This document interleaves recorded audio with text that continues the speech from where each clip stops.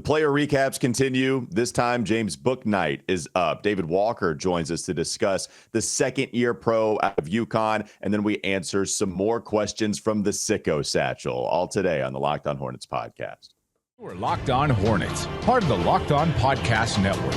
Your team every day. In a minute, cuz we live.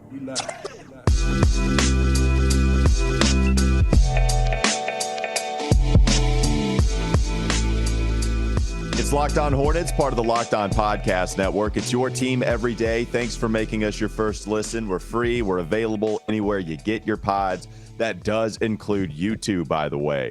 This episode is brought to you by Game Time. You can download the Game Time app, create an account, and use code LOCKEDONNBA for $20 off your first purchase. Last-minute tickets, lowest price guaranteed. That's Doug Branson, as always. You can find him on his Substack, everyhornetsboxscore.com. And that's David Walker. He's a freak in the sneaks. Follow him on Twitter at David B. Walker. I think we have a winner. Freak. just when you think that I've run out of ideas, I come out with Freak in the Sneaks. Oh yeah, that's the best one, man. Freak in the Sneaks. Speaking of them, we did have a historic moment happen last week. Me and the OG, as they call him, the OG Walker of the pod, we got to meet in person for the first time. It was glorious. He hopped on WFNZ. We talked sneaks because he is a freak about them. We talked a little. What else did we talk about? I don't even remember. Last week was a blur. I think we talked a little Hornets, LaMelo. We talked the Pumas, which are more shoe talk. Yeah. We got a lot taken care of in our first in-person meeting. Yeah, where was my invite? You're in Nashville, man. You left us. That's right. It was fantastic. You guys, we talked a little too much golf. We did, and I was nervous about that. That's actually true. Everything That's went not well. a joke. That's not a joke. We tried to make the whole fashion thing work too. Like Wes had a good question, I guess, about golf, but I was like, we probably are talking too much golf here. I'm too dangerous for radio. That's the whole thing. You wouldn't even. I mean, you say I'm in Nashville. You can get me on the phone. Terrestrial, whatever. Well, yeah, I mean, David was in person, so he hopped on. But now this is in-person invite only. So when you come to Charlotte, we'll have you hop on the mic, and we'll see just how dangerous you are. Good news for the listeners here. We're not going to talk about golf really at all. We're going to talk about James Bouknight, continuing the player recaps. And this is a big one because this is the first-round pick, along with Kai Jones, by the way, but a little bit later, they traded up for him. James Bouknight has been the most disappointing first-round pick in the Mitch Kupchak era so far, and maybe ever. Well, I'll leave that for everybody else to decide. There is a rich history of draft picks that have not panned out here in Charlotte. Yes, it's not like the bar is low there. It's a pretty high bar for Bouknight to clear. But in the Mitch Kupchak era, you're talking Miles Bridges. You're talking P.J. Washington, LaMelo Ball, and now even Mark Williams. So even the guy after that season, his competition is Kai Jones, but Kai Jones was drafted later, and we all thought Bouknight would be able to contribute right away. If you want to do the numbers real quick, it's an ugly story. The last 2 years, the field goal percentage has been absolutely awful, and so has the three-point percentage. Now, the only endearing thing about James Bouknight's game to this point is those last few games that he played at the end of this season. He appeared in games 75 through 82, and he shot 37% from three, which isn't bad. Like, he gave us a little hope. But at the beginning of the season, he played in the first 19 games, and the numbers were just atrocious all across the board. There's no way to slice it any other way. It was awful, and Bouknight found himself out of the rotation until the very end of the season. David, I'll ask you, confidence meter that Bouknight can figure it out here in Charlotte. Where is that right now for you? Well, it's got to be pretty low, honestly. Unfortunately, I mean, we're all pulling for Bouknight, and for his credit, he says that he still wants to make it happen here. He wants to come back and be in that backcourt with LaMelo. Unfortunately, he's had his shots, he's had his looks this year, and on and off the court, it's just been really bumpy, and it's hard for a coaching staff to trust a player like that or someone that, and they can't count on them to do what they need them to do out there. So, you kind of look at the Malik Monk situation. The similarities are there. You hope maybe he can turn it around here. but obviously a massive offseason, really, and start to the season next year for Bouknight.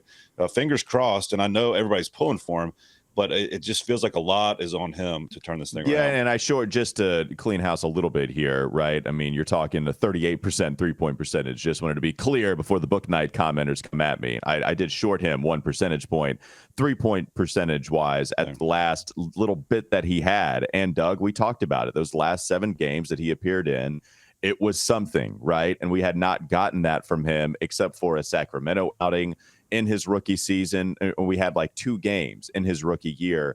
Were those last 7 games at the end of this season enough to boost some confidence level, or do you feel the same after the first 20 games he played?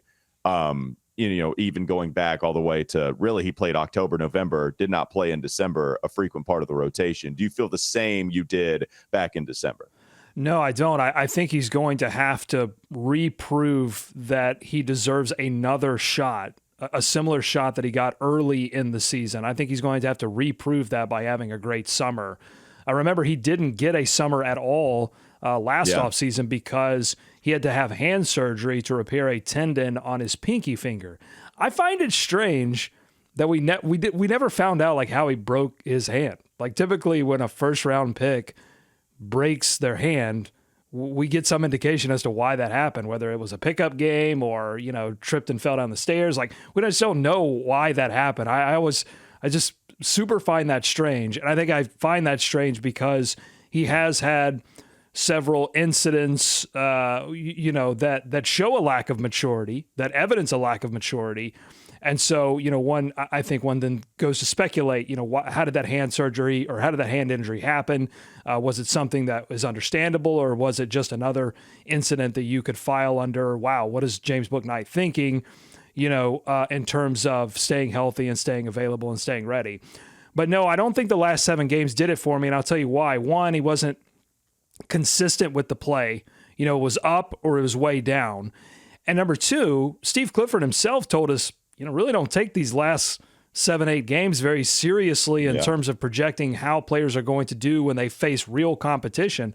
The Hornets did play some teams in the Western Conference that were trying to make the playoffs, but at the same time, they played a lot of other teams that weren't really serious, weren't throwing serious lineups out there, were gearing up for playoffs and different things. And so, I think we have to take a little bit of what happened there with a grain of salt, because it's really about how does James Bouknight play when he's surrounded by 5 or the 6 big rotation pieces which weren't available in those games. And he showed us that early in the season, and those returns were not good at all, both offensively and defensively as well. He just doesn't look ready. We'll see what he does this offseason. At least for his part, he wants to be here. I mean, he wants to stick it out. At least that's what he told Rod Boone in this article that he did. He said he wants to try to make this work, but from the ball's not really in his court at this point. The Hornets have to decide whether they want to make it work with Bouknight moving forward. David, did you have some other thoughts before we move on? Talk a little bit more about James Bouknight. No, I just agree with what Doug said. I think we both echoed that. He wants to be here, but right now it feels like an uphill battle, And he really has not played in very many meaningful NBA games up to this point, and that's not a good sign. And also, guys, it's not like he's lighting Greensboro on fire on a nightly basis when he goes there. I don't know all of his stats, and I'm sure he's had some good games there, but you're not seeing the massive output of scoring on a regular basis down there. So, huge summer for James Bouknight, maybe even more so than anyone else. I completely agree. Steve Clifford even talked about that as well. And he did give him, I don't know how much leeway is the right word, but he did say that because he missed a lot of the summer last year, that really affected him. So hopefully he can have a good offseason. All right, let's continue to talk a little bit more about Bouknight. I want to dissect his game a little bit more. Coming up next on the Locked On Hornets podcast. Don't go to sleep on the Hornets just yet. What was the difference in his style of play at the end with that last opportunity compared to what he did at the beginning of the season and even in his rookie year? We'll get to some more of that in the next segment. But again, this episode is brought to you by Game Time. It is the place for last-minute ticket deals. You can forget planning months in advance. Game Time has deals on tickets right up to the day of the event, so you can get exclusive flash deals on tickets for football, basketball, baseball, but not only just sporting events. You also can get them for concerts, comedy, theater, and even more than that. The Game Time guarantee means you'll always get the best price. And if you find tickets in the same section and row for less, Game Time will credit you 110% of the difference. You actually get money back. Get images of your seat before you buy so you know exactly what to expect when you arrive. You can buy tickets in a matter of seconds, 2 taps, and you're set. Tickets are sent directly to your phone, so you never have to dig through your email. Snag the tickets without the stress with Game Time. Download the Game Time app, create an account, and use code LOCKEDONNBA for $20 off your first purchase. Terms apply. Again, create an account and redeem code LOCKEDONNBA for $20 off. Download Game Time today. Last-minute tickets, lowest price guaranteed. More Book Night coming up next.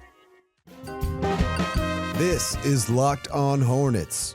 Golden State spent almost a minuscule amount of time with 0 of their starters out on the floor. They had at least one out there the entire time. Yeah, 4 Hall of Famers. Yeah, they do. And so you just put them anywhere. You just have one out there. Stack them up. It's time for more of the Locked On Hornets podcast.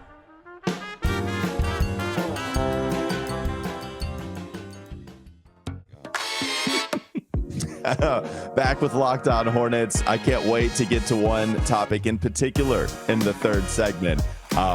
Maybe pertaining, I'll give you a little hint. Pertaining Wrong to twin? Wrong twin? Wrong twin? No, don't. Nope. We're not doing that. That is not the. Plus, I wouldn't be smiling about that. I wouldn't be happy about that segment. We're not doing that one in the third. It pertains to one of the drops that we have. I don't believe we've heard it in a while, though, so maybe we can dig that one up. I did want to discuss more James Bouknight, though, because we talked about it during that 7-game sample size that he had at the end of the season. And he was playing pretty differently.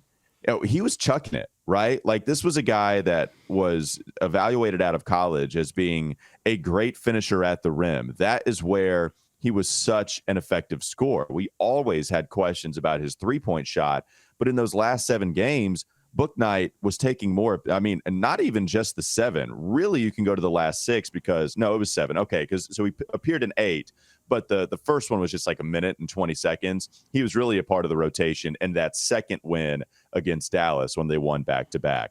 So in those last 7 games, he was taking 10 field goal attempts per game, and 6.4 of those field goal attempts were going to the three-point line. He shot 38%, though. So he was making quite a bit of them, but he was chucking at a rate he had not done before. Only 3 attempts in his rookie season, playing, in, I believe, 30 contests. 31 appearances for him in 21 and 2022. And it just felt like he wasn't being aggressive enough. And I know that's simplistic. I get it.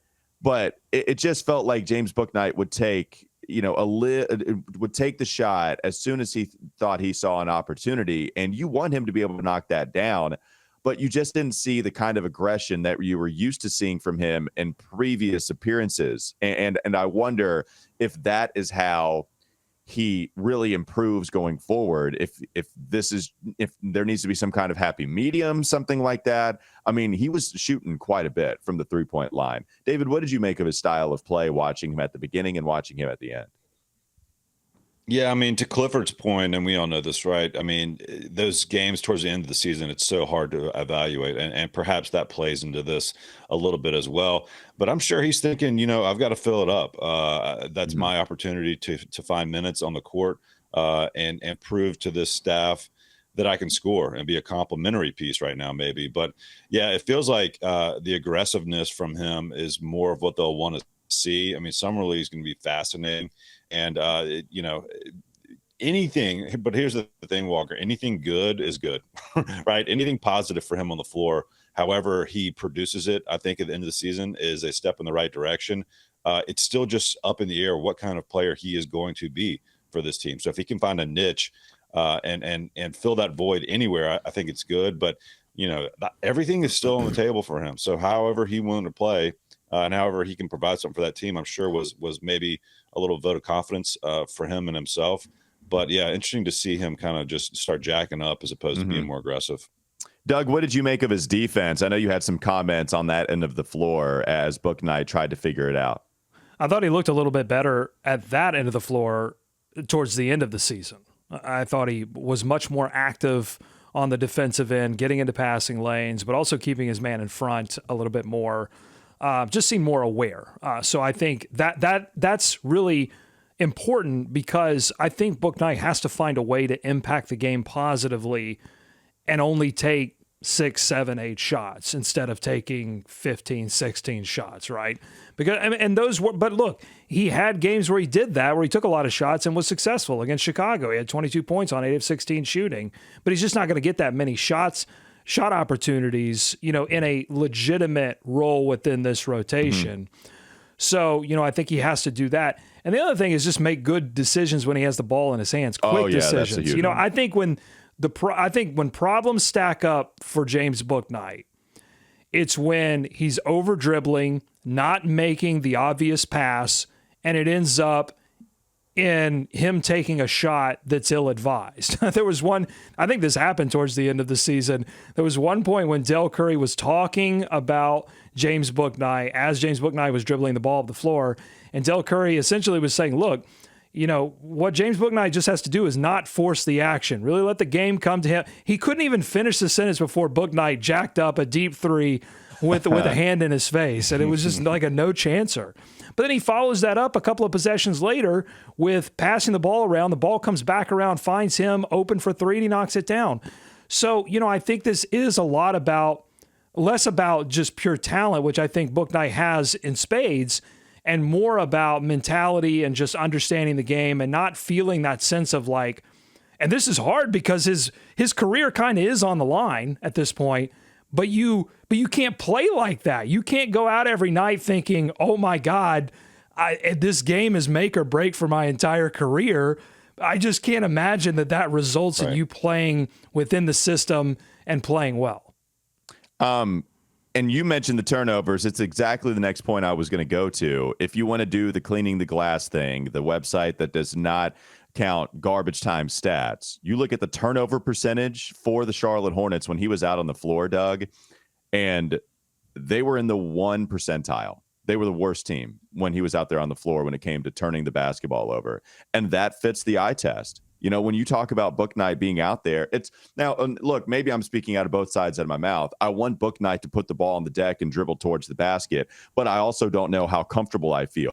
And some of that is in transition when he has the basketball in his hands for the duration of the transition possession, rather than just, hey, you kick it out to him at half court rather than him bringing it up. Or, you're talking about just, 1, 2, get to the basket and then go up strong. Like that's what you want to see.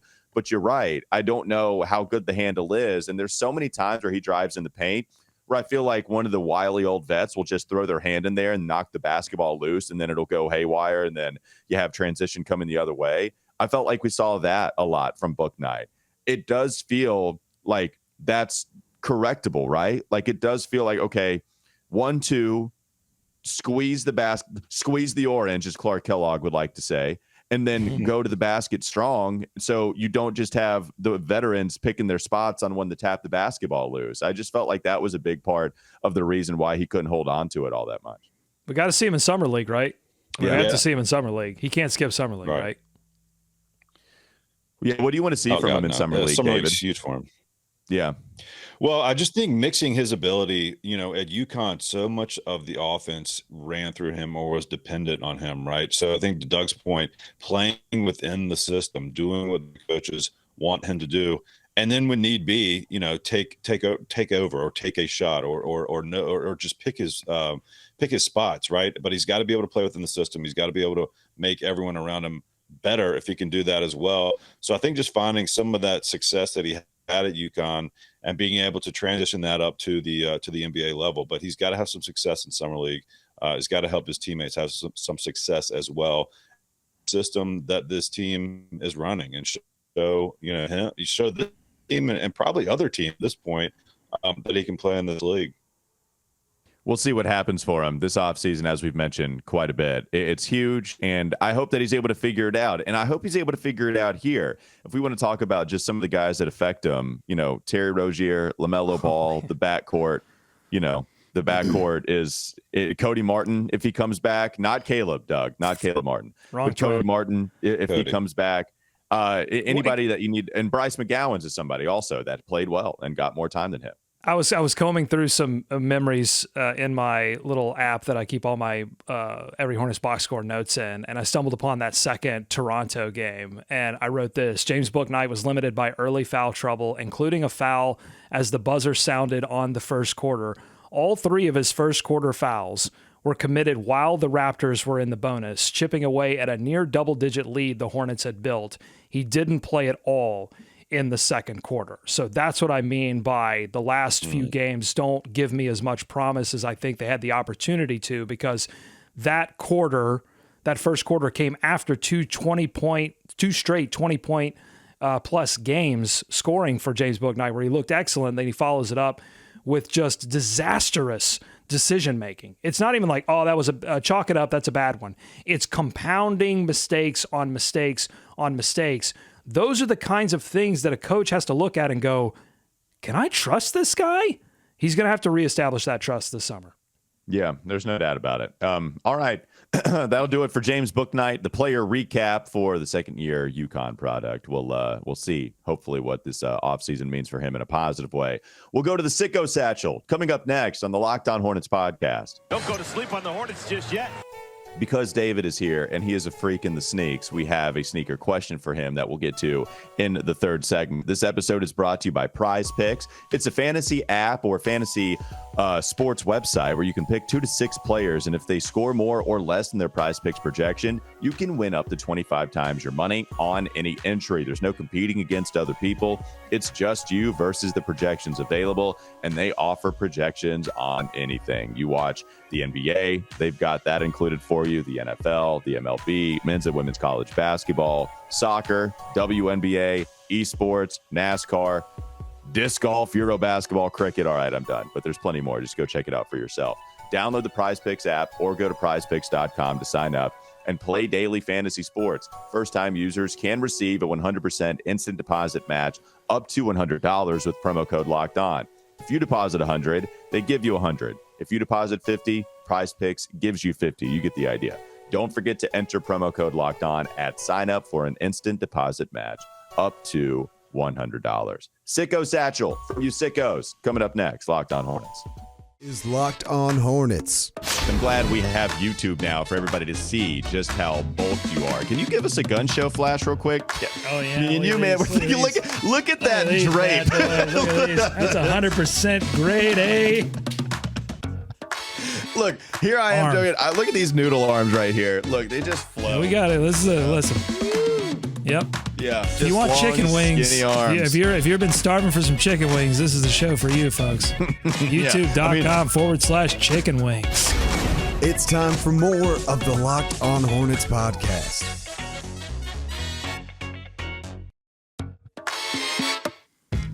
Doug, I was wondering if you were going to go to it, if we even have it in the rotation anymore. But I thought maybe, just maybe, we would hear the Lonnie Walker drop today after last night's performance. Single-handedly? That's not a hyperbole. Single-handedly beating the Golden State Warriors to get a 3-1 lead because of his fourth quarter performance. Do we have the Lonnie Walker drop anymore? We do. It's buried somewhere deep within the recesses of my computer. But I'll just say this. I was right. Okay. Yeah, I mean, eventually. Your arms, I knew you were about to say something. Eventually I'm right about all these draft prospects. I want everyone to remember that as I give out my draft roses right now.